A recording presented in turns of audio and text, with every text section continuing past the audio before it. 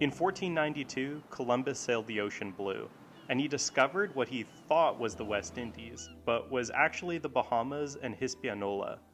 Later on, during another trip, he sailed south to Central and South America.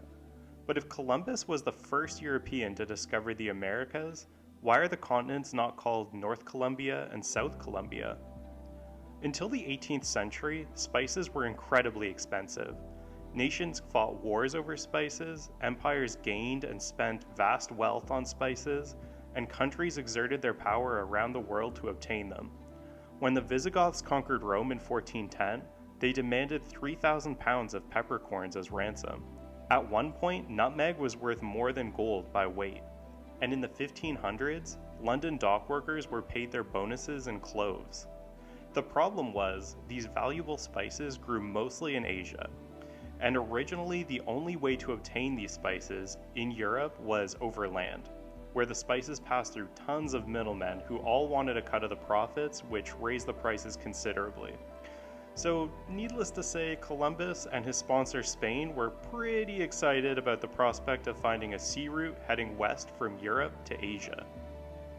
So in 1492, Columbus set sail from Spain with 3 ships and about 90 men and headed west.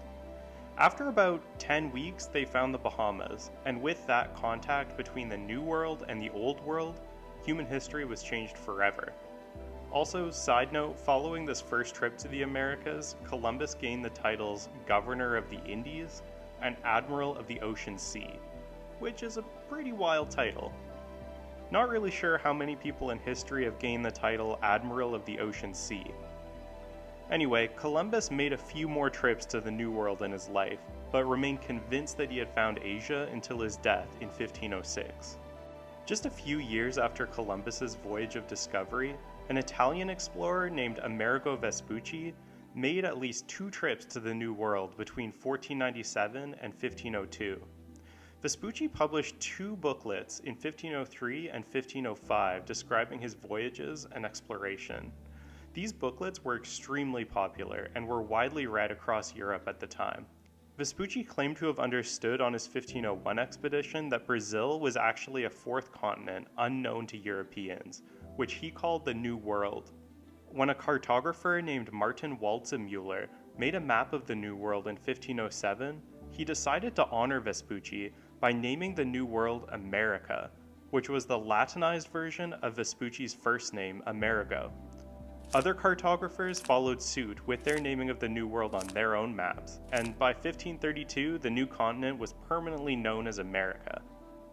So basically, North and South America are named America instead of Columbia because Columbus assumed he had discovered spice-rich Asia until his death, while Americo Vespucci both understood it was a newly discovered continent and published it in widely read, popular booklets, which led mapmakers into using a version of his name, America, to name the new continents. If you enjoyed this video, please like and subscribe, it would really help me out, and check out these other videos as well. See you next time.